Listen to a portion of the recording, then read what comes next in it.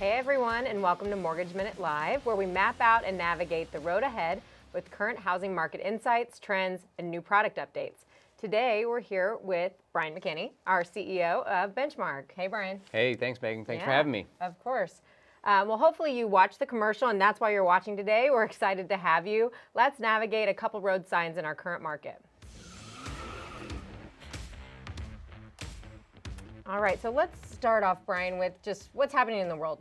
What happened last week? What's happening this week? Yeah, good stuff. So, I'd like to say I have all the answers and know where everything is going, but I don't think anybody knows where anything is going right now. This is such a crazy environment we're in right now. So, as expected, the Fed did raise their interest rate 75 basis points last week. I think the market had that pretty well priced in, knew it was going to happen, but it does indicate that the Fed is still concerned about inflation and where the economy is going. Last night we had elections, and here it is noon on Wednesday, and we still don't exactly know what all the results are. Those could take another 7 to 10 days, might have some runoff elections. So there's still a lot of uncertainty out there as we look to the future. Yeah. Well, moving on that note, the future, what's your outlook on the future? Yeah, I would. That's a big question. It's a big question, and I'm kind of winging it today, which is I think what a lot of us are doing right now. We're all to some degree observing what's going on and waiting for things to play out. I mean, I would describe my mood as cautiously optimistic. I've been to several conferences here in the last couple weeks. We had the TMBA here in Dallas yesterday. There's a lot of moving parts in this whole thing. The key to it all right now is inflation. Yeah. So the Fed is looking at inflation. They've got their foot on the brakes. They're trying to slow the economy down to keep prices from running away.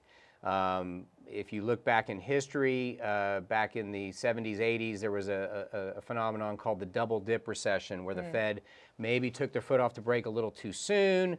We went back into a recession, so I know Chairman Powell does not want to be the guy who does that and puts us into a double dip recession.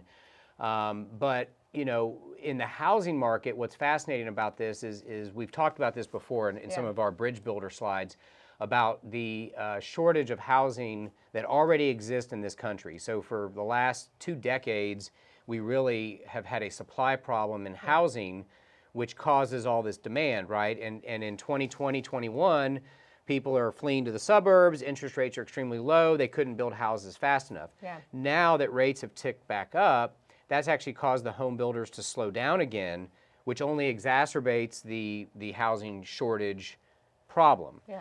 So that's why I would say I'm cautiously optimistic. The CPI number is going to come out tomorrow, so we're going to get the latest and greatest view of what's going on with the Fed and the interest rates. And again, we've talked about this before.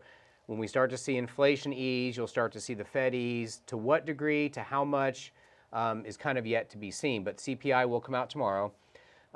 Some of the economists that I listened to over the last couple of weeks, one of which being my good friend Steve Remington. He listens to Barry Habib, as I'm sure a lot of you do, and so there's a lot of opinions out there. The consensus or the opinion I hear right now is that the Fed probably begins to ease in December, maybe a 50 basis point increase instead of 75, and some have even said that could be as low as 25 basis points in the first quarter of next year. So as the Fed starts to take their foot off the brake, that's what everybody is looking for, is what they call the pivot. So when does the Fed begin to pivot from this contractionary, put your foot on the brake, slow things down, slow down inflation, to take your foot off the brake, let rates come down, let the economy run the way it's supposed to. So specific to the mortgage market, there's actually a phenomenon right now where if you look at the spreads between the mortgage-backed securities and the treasuries, so a lot of people in our business like to look at the 10-year treasury and say, oh, well, if the 10-year treasury goes up and down, that's what causes mortgage rates to go up and down. And they are correlated, but that's not exactly why that happens, right? And so right now, the spread between mortgage-backed securities and treasuries is as wide as it's been in a long time. And that's because those two products actually have different things that drive their prices. And with the uncertainty that's out there right now with the economy and the recession, if there was a recession, does that mean people aren't going to pay their mortgages? Or if rates go down, does that mean all these people that are getting mortgages today are going to refi? So because of all that uncertainty, that spread has gotten pretty wide. Yeah. As soon as we feel the Fed start to take their foot off the brake and they make that pivot, Steve feels that, we're probably looking about 100 basis point improvement in price, that happens as soon as the market signals, gets that signal that the Fed is pivoting. So that's why I would say I'm cautiously optimistic. I think that people out there, again, listen to Barry Habib, listen to Steve Remington, listen to whoever you want. Yeah. None of them have a crystal ball, but let's just say if rates got back down into the 5s next year, okay? I'm old enough to know that 5% mortgage rates are awesome. I mean, my parents bought houses at 17.5%, right? God. So people would buy houses at 5% interest rates if they had confidence, right? And so I think that's where you get back to inflation and what's going on with prices. When people see prices for things going up, adding a mortgage payment to their life just doesn't sound like an attractive option. So where is it going? I was actually looking for some great optimistic nuggets in these last few economists that I was listening to. And I heard a really interesting observation yesterday. So as part of what goes on in the reporting of inflation and the economic news is there's a group of purchasing managers who report what prices are, right? So purchasing managers are typically the ones buying the inputs for the goods and services that are manufactured. So they're kind of on the front end of things. So the purchasing managers saw this inflation coming first. Yeah. So they're on the front end, they saw it coming first. This economist observation yesterday at the TMBA was that the purchasing managers are actually seeing signs of that easing. So to me, again, being cautiously optimistic, that's actually a good sign that if the purchasing managers are starting to report a drop in the input prices, that will eventually translate to consumer prices. Again, I was looking for any bright ray of hope I could find in this. Give me facts. Give me details. Give me something that I can be optimistic about. And he said that actually used car prices are declining, which yes, right. Like there's something that's actually going down right now. So if we want to be optimistic, we can say used car prices are going down. If we want to sound like used car salesmen. Yeah, there you go.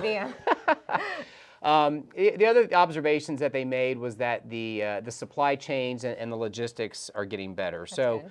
A lot of what's driving these inflationary prices is we had a huge supply chain disruption because of COVID. Products, goods, cars all become much harder to get, but people still needed them. So when supply and demand are out of whack, that drives prices up. So the ports in Los Angeles are back to their normal shipping lines. The trucks that drive across the country are back to their normal schedules.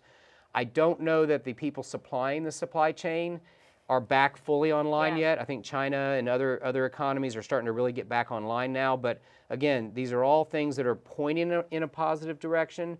But until we see the Fed make that pivot, you won't see it come through in rates. Okay. That's awesome. That was a great answer to that very difficult question. Remember, if you do have a question, we would love for you to drop that into the live stream chat, or you can send it to me at communication@benchmark.us, and we'll get that answered for you on next week's show. See you again next time.